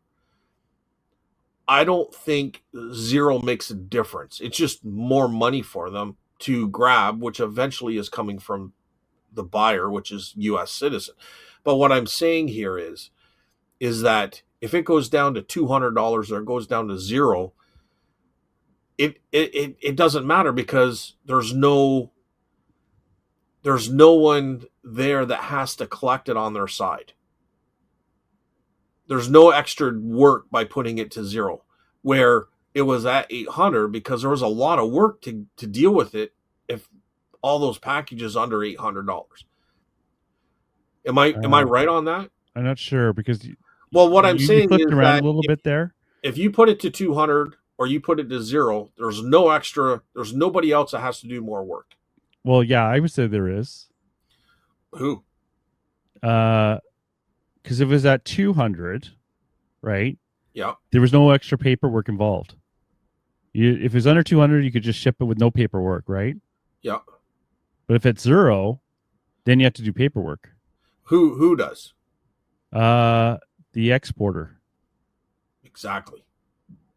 So there is a difference between 200 and zero. But the person that put it to zero, they don't have any extra work, is what I'm saying. There's no onus onto them. Oh, well, they do because they have to check the paperwork when it comes in. Do they? Yeah, that's what's causing a lot of the UPS problems. The USPS problem hasn't been there yet because something like 70% of all traffic stopped to the United States. Right. So but once they have more paperwork per item, but they're getting a lot less items. So, but once the system's in place, once it's honed properly, I guarantee you there's no difference because it'll be AI or they'll just scan it. They're still going to pick parcels. It's no different than checking for illegal, like things that shouldn't be imported, right? well, They're from what they said, they're going to check a certain number of packages, and that's it. But so for the what most they've part, I said and don't what think. they've done might not be the same. That's why I'm interrupting you a bit there Well, because the only reason I see it that way is because I sold things for over $800, and I've sold things like that one package was $2,000, and it got through. I'm So they're surprised not that actually got through, to be honest. they're not checking everything, right? So what I'm saying is that there's that system's still going to do. There's going to be people that probably get passed, Well, that will but they always don't happen. have to.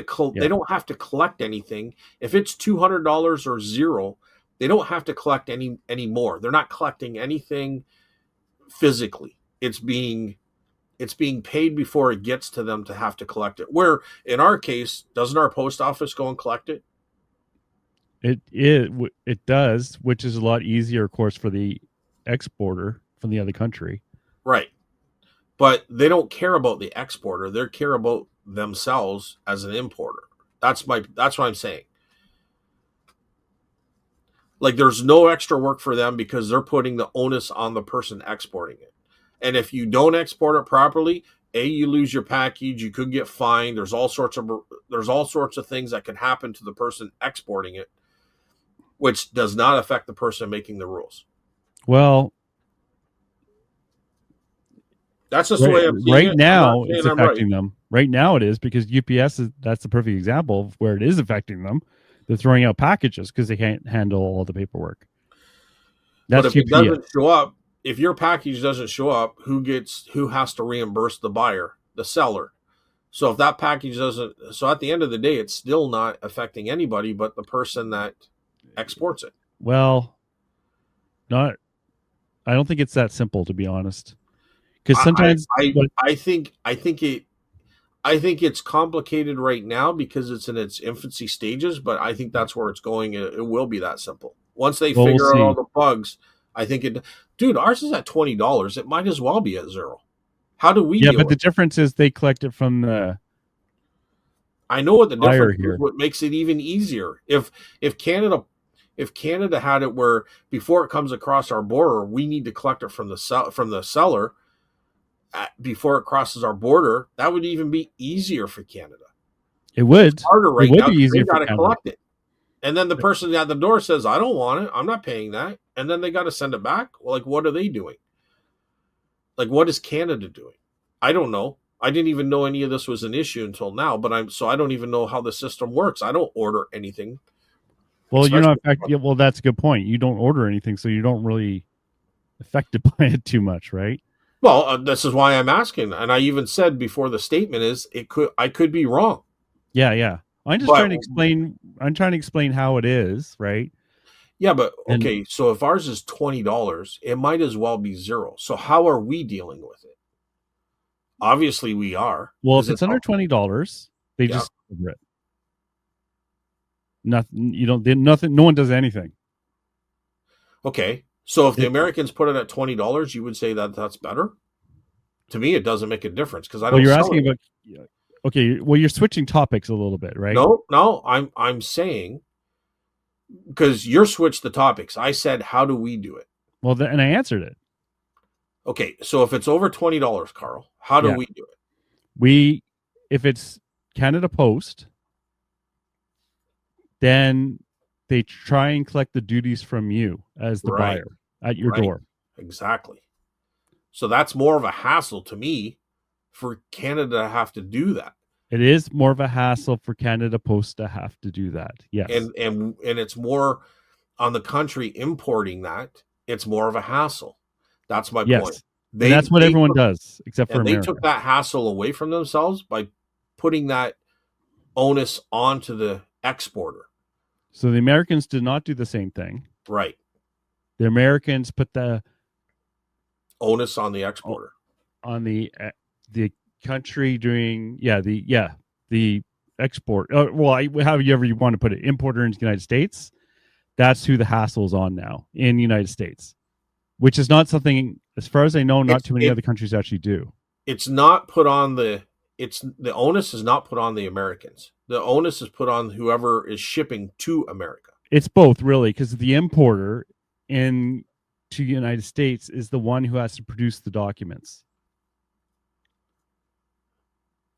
Who is the importer then?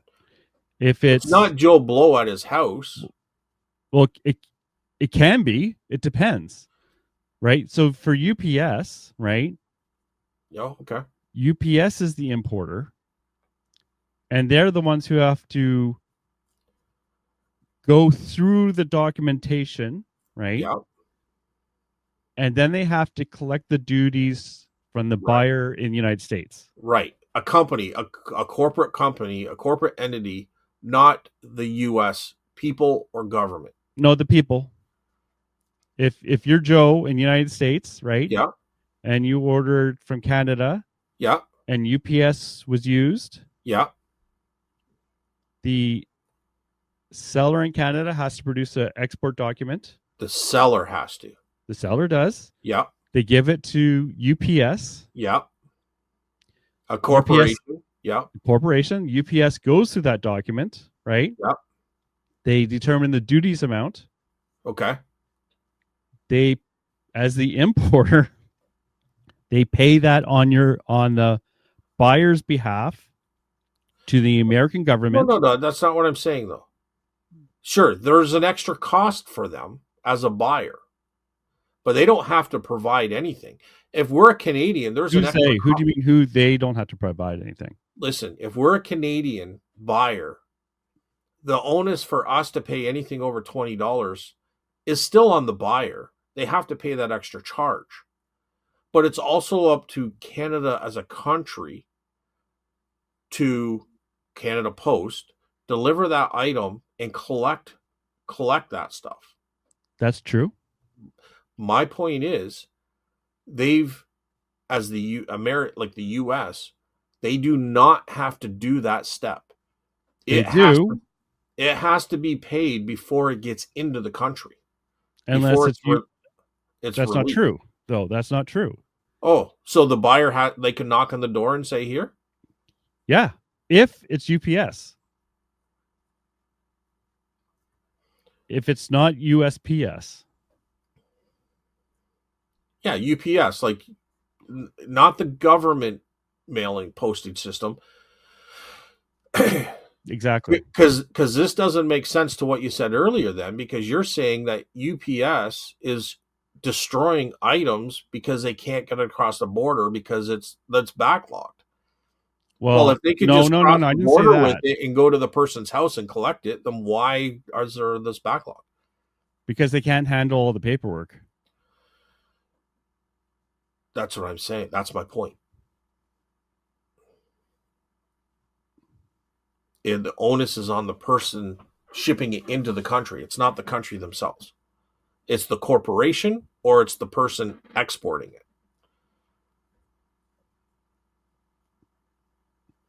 Yeah, I can't remember what we were talking about originally. Well, It's a mess. What I'm trying to say is, right now, it's currently a mess in the United States. well, it depends whose perspective you're looking for. Like, I don't think the U.S. government gives a shit. I don't think they care. This is the system. You guys work it out. Yeah, That's they it. can. That's true. I'll give you Yeah, that. Yeah. yeah. So that's my point. Like, if they dropped it at 200 or they dropped it at 0, they don't care. It's the same system. Work it out. Well, here's the Figure it big out. difference too: is that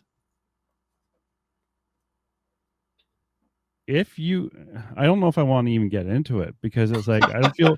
Well, it's We because don't it's have to. complicated, right? I just said my point, so we don't have to get into it at all. I'm just saying, from what I understand, it is if it's $200 or it's 0, it means no difference to them. It's still the same system, and they're to say figure it out. Who it affects is the exporter every time. Where in Canada, Well, you know what happens if they don't get anyone sending stuff to the United States? They don't collect any duties, and it's because what they could say is like, well, let's just not allow any packages into the United States. And that's not what they're saying though. I know they're not saying because that'd be insane. Okay, but that's not what they're saying at all. So I mean, if they said that the sky was made of Like if you make it so gumdrops, that's difficult, still not the thing. right? What they're saying is, so what's happening is the people of the United States, they have to pay more in order Yes, to grab those items. if And they want my Funko Pop, they have to pay obviously more. they are willing to pay more, because I've just in the last week I've made more sales because they're willing to pay more I, to import them. But they my are willing. point, Some people are willing to pay. There's a key difference there. okay, some people are willing to pay. Yeah. That's not even where I was going with this. My point is, it makes no difference to the U.S. government if it was $200 or to 0, because you said the problem is they used a sledgehammer instead of,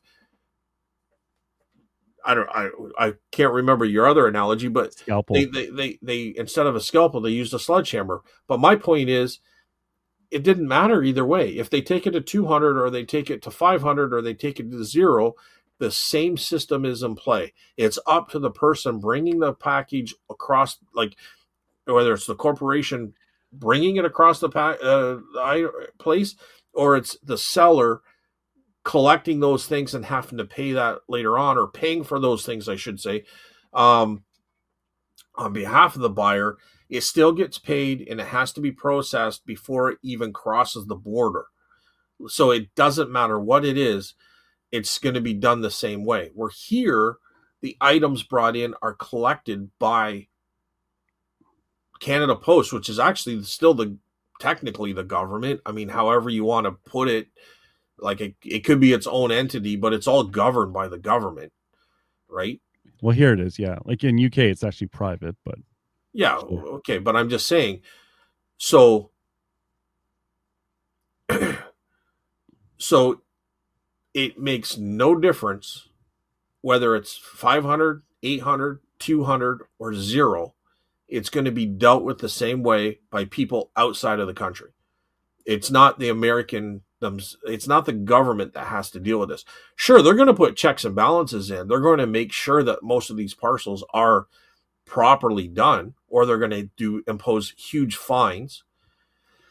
Like, you're saying they don't have to do anything, but they're going to piss off a lot of American buyers if they can't get their stuff. That's a whole different conversation. That's a whole different conversation. Related. But I'm talking about the system itself. If you want to talk about a whole different thing about pricing and stuff, that's a whole different conversation. I'm not disagreeing with that. But what I'm saying is, it doesn't matter if the system is 200 or zero. It's the same process, and it ain't going to deal with them more. And in fact, I will even argue this, that maybe in now or in the future, like there's going to be a lot of AI technology that's going to help smooth this out on their side. They're going to be able to probably check more packages to make sure that they're done properly. I'm not saying it's true, but I'm saying I wouldn't be surprised if that's close, a year or two away at most. So it might even get easier for them even yet, right? As far as what they have to do. I mean, every country has customs, which looks after imports. But even if you're looking for contraband items, it's still a small percent of the packages that get checked, right? Yeah, there's a few things there, but go ahead then. Go ahead. Let's hash it out. Let's figure it out. Because I'm just giving you my opinion. I don't know for sure. But what's the few things? Well, the reason they had the de minimis, right? Right. Is it's not worth the paperwork to collect duties on low value goods. It wasn't, because you had one guy sitting there doing all this. This is the reason. I just tell you that's the reason de minimis existed, right? This is Zonas talking. Nothing to do with Zonas. No. This is where they had said that in their YouTube show. It's true. Like this is like they said it, but it's like it's not from them. It's true. That's why we have de minimis. Right, but they're the ones that had brought it to my attention, and they brought it to my attention because you told me to watch them, and I did. Yeah.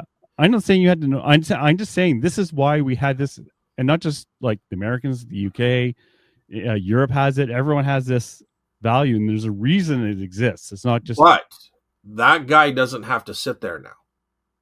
It has nothing to do. Well, yes, but that's kind of an aside. I'm just telling you why de minimis existed. Right. There was a logical reason for it, right? Yeah, in the olden days, yeah. That system has changed. I feel differently on that. Okay. I think the reason you don't want to, if something crosses the border for $5, right? Right. And you need to collect 25 cents of duties. I'm just making up a number, 25 cents, whatever. Yep. It's just not worth the time of anyone involved to collect that, right? Well, here's where it gets into, and this is my opinion, doesn't mean it's true. But so if it's not worth collecting it, but you still have to, then it's not worth selling it. And therefore, you're not going to sell it to them.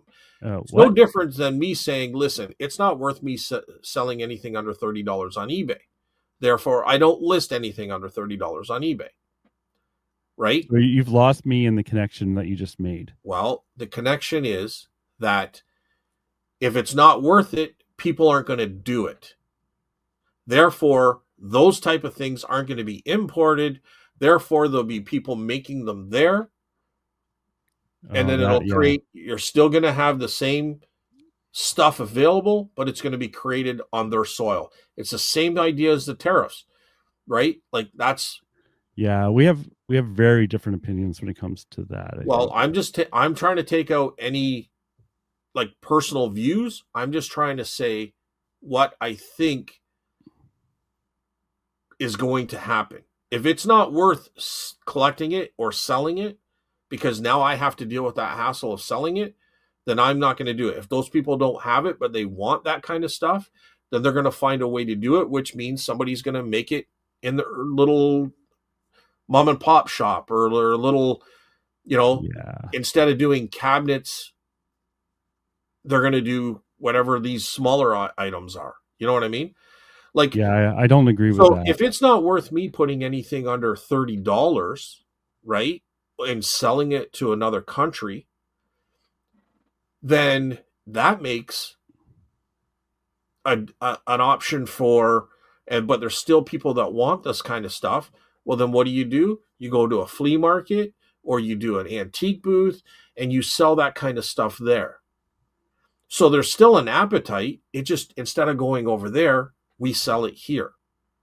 Which, what does that do? Well, that creates people to be able to have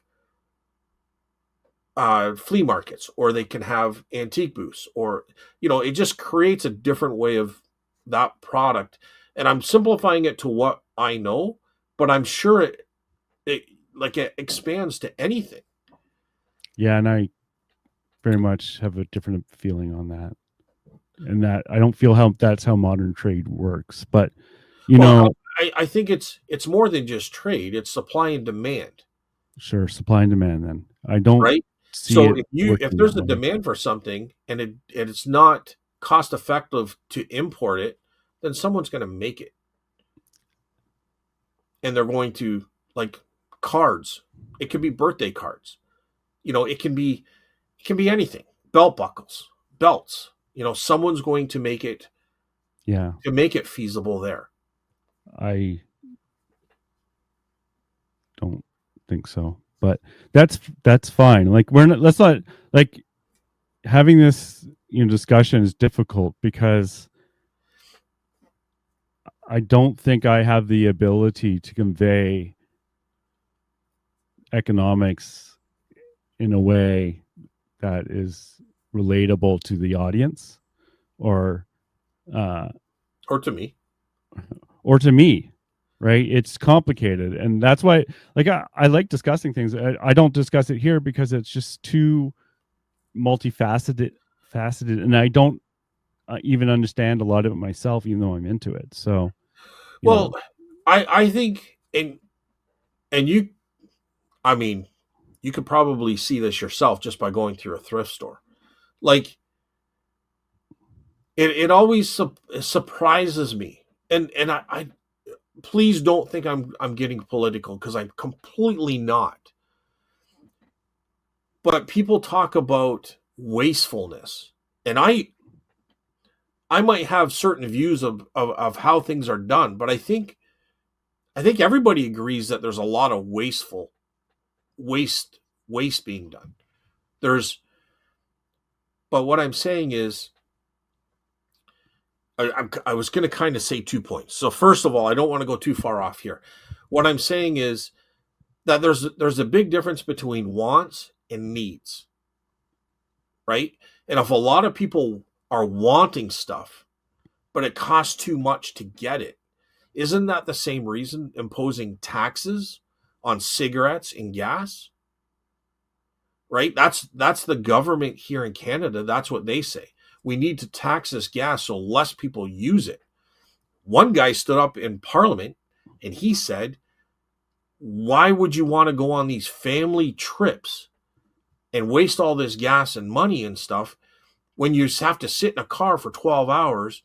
And he was making a point about going on these family trips that are miserable, and you're just spending that money on gas. Like, he was talking about the increase of gas through taxes, and people are complaining about the expense, and they can't do these family trips, and it's causing a lot of grief. But isn't that to prevent people from spending money on using gas for the environment? Well, this is kind of the same thing. If you can't get those little trinkets, they're not needs, they're wants. Right?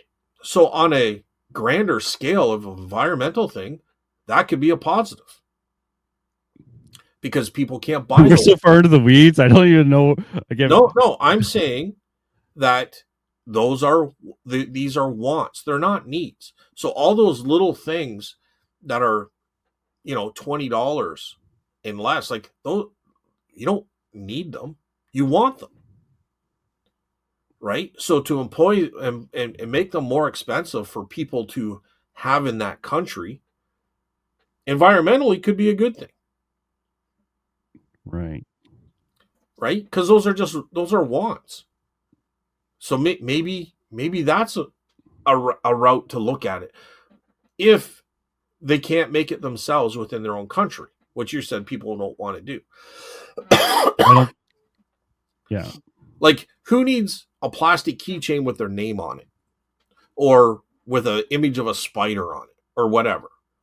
Is that What a about want or a things need? like socks and clothing and food and cutlery? You don't think that Canada can't make those? Do you think that America can't make them for their own population? I just think just because you can do something doesn't mean it's economic or practical to do it. Like, I can make avocados. I could set up a greenhouse here and grow avocados, but I wouldn't.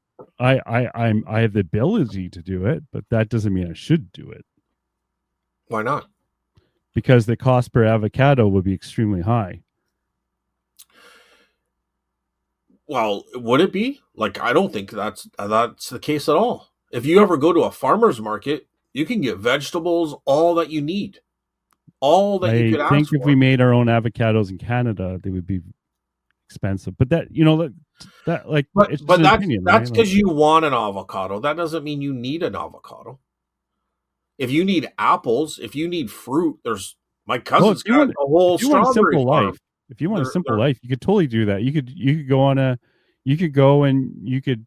go onto a homestead and you can, grow potato. I don't even. This has nothing to do with reselling, though. I'm not even sure why. I think it does.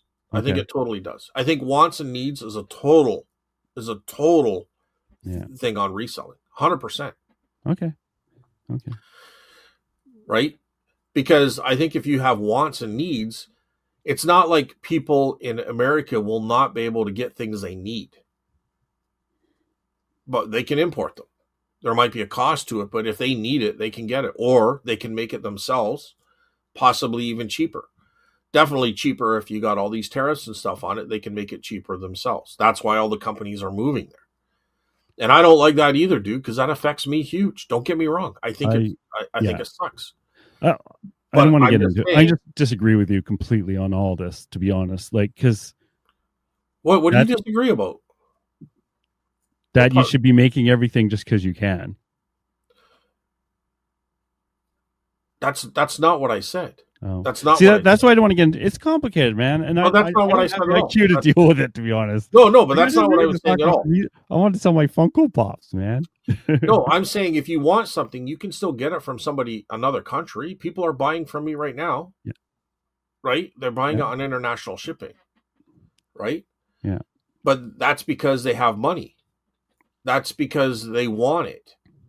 They don't need it. They don't need a toy soldier. They want the toy soldier. So they'll buy it. Yeah. But anything that they need, they can self-supply. But so can we, Carl. We can supply ourselves with what we need. Right? We have all the lumber, we have all the resources, we have tons of oil. Right? We can totally supply ourselves with You totally can. Yeah. You can. Like my dentist appointment, right? I could have got Amy to go take a course, learn dentistry, spend years to it just to change my tooth. You can do something. But doesn't mean you should do you something. didn't have to go to the U.S. to get that dentist. You went right here in Canada. That's why I was using that as an, like, pretend the dentist was America and I'm Canada, right? Yeah, but that doesn't even make sense. What I'm saying is you Right. got your tooth done here in Canada. You didn't have to go to the US for it. Yeah, maybe I didn't explain. Anyway, I don't want to get into it, man. Like, I don't know what to say because I just feel that I can't explain it in a way that I'm not a teacher. That's my problem, right? I can't explain it in a way. I'm not a teacher. Yeah. I'm not a teacher either. I'm just saying. That's all my Funko Pops. Yeah, because you want. I want my money. I want my money, and I don't want to do any work for it, and I just want to be given it. That's so much to ask. dude, this sucks. Don't get me wrong. I'm just trying to. I'm playing. This is the way it is. This is how it's going, and we should be fine as a country. And so should America. It might be a bumpy ride for a little bit till everybody gets used to the changes. But what I am saying is that we should be self-efficient and be able to deal with things our own. And we shouldn't have to rely on another country. We shouldn't have to. Sure, if we want something, we have that option to buy it from another country, but we shouldn't need anything from another country ever. Not here in Canada. Because man, you're allowed to have that opinion, right? Totally. Yeah. But I can't think of one thing that I need that I can't get. Like, personally, I'm not an isolationist, so maybe that's why I feel. Who's an isolationist, dude? Well, like you're throwing a term at me. Okay, I don't. When I say I'm not trying to insult you when I say that. I was meant to use a technical term. Well, like, I'm not trying to use isolationist means that I don't want anybody else from the other countries coming here or dealing with us. That's not what I said that I want. Okay, sorry, Scott. Listen, I used the wrong term. I did not mean to use it. I'm explaining what I'm saying, though. I'm self-sufficient. Okay, self-sufficient then. And we should be. Yeah. That's not a bad term, Carl. No, I just have a different opinion on. I'm much more of a globalist in that way, right? I believe I'm not a globalist at all, and that's what I mean. That's what I was trying to say. I don't think I don't want to have to rely on another country at all for anything. And you know what? This is the example right now that we're living through as to why it's a bad thing. Because soon as somebody goes rogue, everything falls apart, and we should not be in that position ever. And I hope our government realizes that this is, I don't care who's in power. That's not what I'm talking about. Because this has been going on way before the liberals, way before conservatives, way before the liberals again, and way before the conservatives again. It's been something that's been building throughout many years, probably since World War II at least. And I don't even know because I wasn't born back in those days. So I don't know. What I'm saying is we can never allow ourselves to be that dependent on any one country ever again. Sure, are we relying on other countries to buy our stuff to create jobs? That's different, but you can easily spread that out like you do with stocks. So if one goes down, you still have other options. Yeah. Right? We should never, ever, ever as a country be that reliant on any one country again. And that's not a knock against any country. I think all countries should set themselves up to be like that. And if you're a globalist, or maybe globalist isn't even the wrong word to use. But if you're a globalist, I believe in trade between countries. That's how I feel. Like, well, we can still trade amongst countries. We are doing it. I'm still shipping stuff to America. They're still buying stuff from us, and we're definitely going to be buying from them. But we're not relied on them. You know what I mean? I set myself up to rely on the American buyer completely because they were 80, maybe even 90% of my sales. Yeah. That was wrong for me to do. And we're all going to be affected as Canadian resellers by that hugely. Now, I was lucky enough to have a great market that I belong to. That was luck, right? So it kind of offsets some of that stuff, but it doesn't completely do it. Probably what I should have done is not quit my job and done this part-time because I relied too heavily on something Now you can say, "Oh, it's not your fault. You're not going to foresee this." I know, but I still put myself in a position to have to to have to count on that American buyer from being there. That's not a diss on the Americans, not at all. I love the Americans. It's just a system that has changed overnight, it seems like, and I got in a pinch. Yeah. Right? So, you know, I know the term globalist might not have been what you meant, but it's what you said, and I'm just saying, Well, I as a take that back because that's not because the problem with the word globalist can have different meanings depending on who you're talking to. So so I want to I take that. don't. I take that back. So I would not isolate myself because we still need the other countries to come and buy our resources. To a degree, we'll need that for sure because that creates jobs and economy. But at the very least, we should be self-efficient and not rely on just any one country, right? We shouldn't. We just shouldn't. And I think this is what happens when we do. So, and I don't think any country should, Carl. I'm not just talking Canada. I think every country should be as self-sufficient as they can, as they totally can be. I mean, this is just one aspect. But what if a war broke out? What if we do have a World War III, or we have, who knows? Anything can happen if we rely on one country for a lot of our stuff. This is what's going to happen, and then we're stuck and we're scrambling. So, I think it's a good learning lesson. Unfortunately, we're going to have to fucking deal with a lot of shit, you know. And I think it's just starting. I mean, if these car plants here in Ontario go, it's going to take a long time for Ontario to heal. And I don't know what direction we go, you know. Yeah. But Ontario, Southern Ontario, relies so much on the car industry. For sure. Right?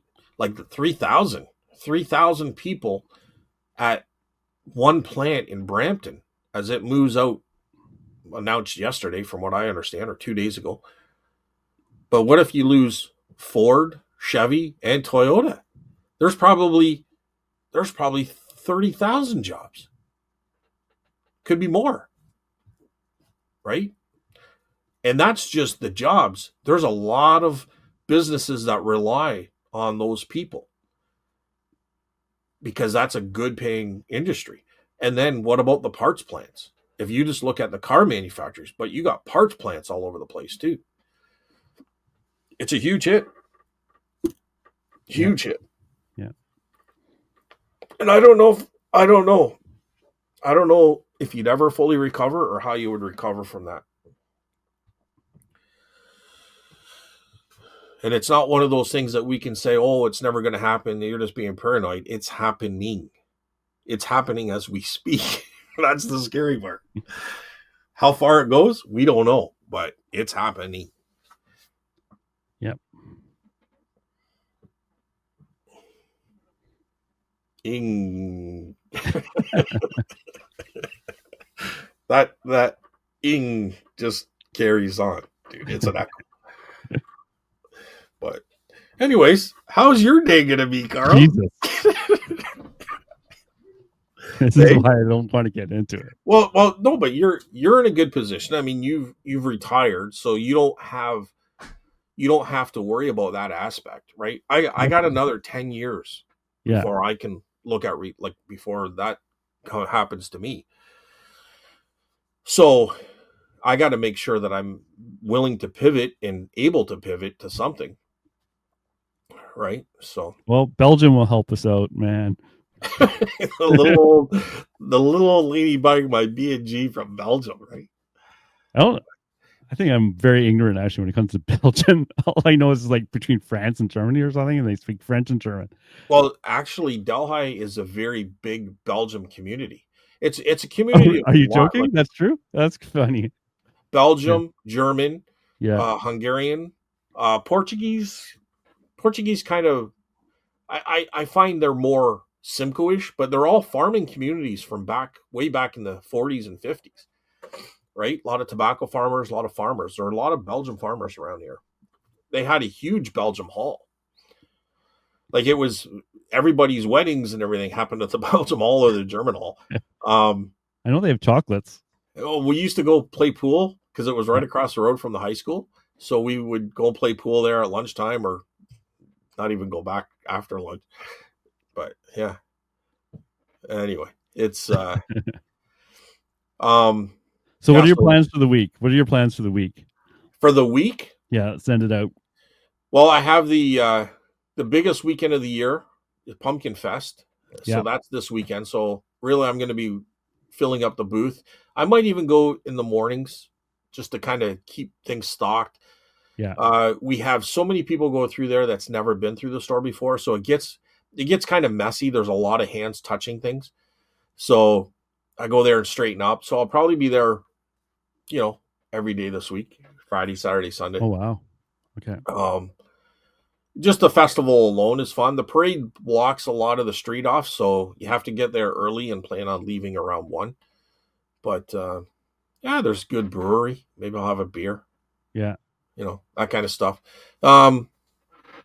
I don't know. That's about it. Just kind of looking after the booth.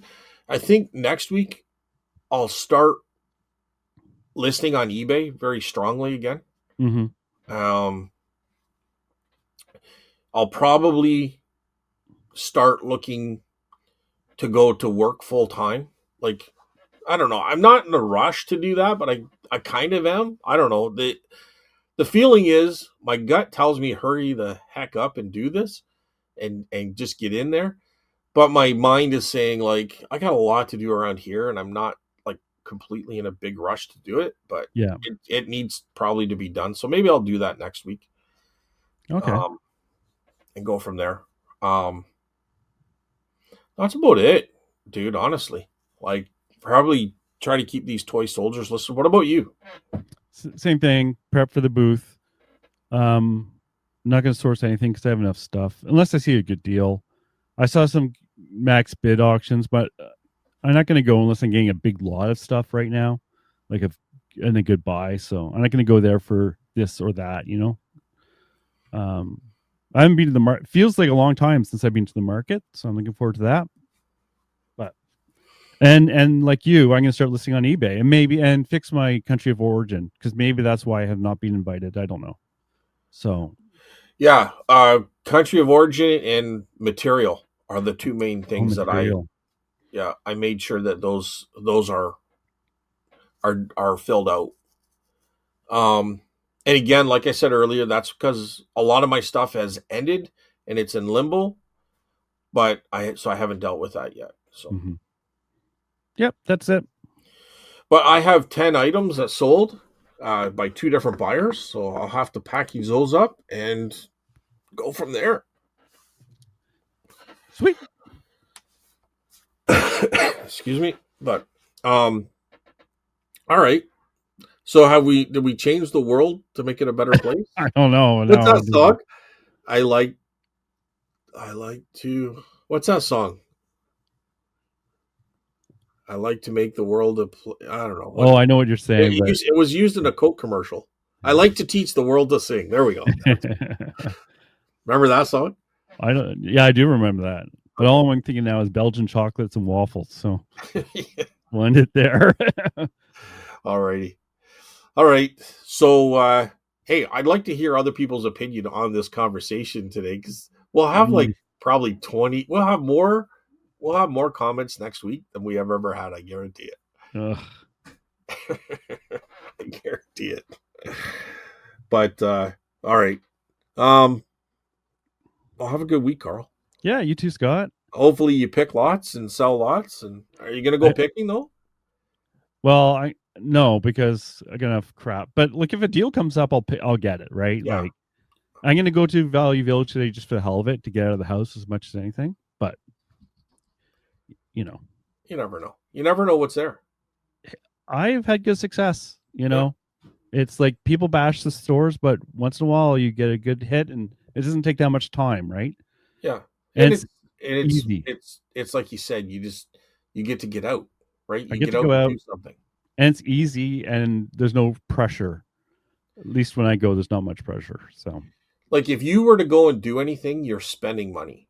But if you go and do this, I mean, obviously you're spending, but you have a chance to make money. Technically, I might actually list it and sell it. Yeah. All right, bud. Have a good week. Yeah, you too. And everyone, have a good week. And we'll see you next week. Bye, everyone.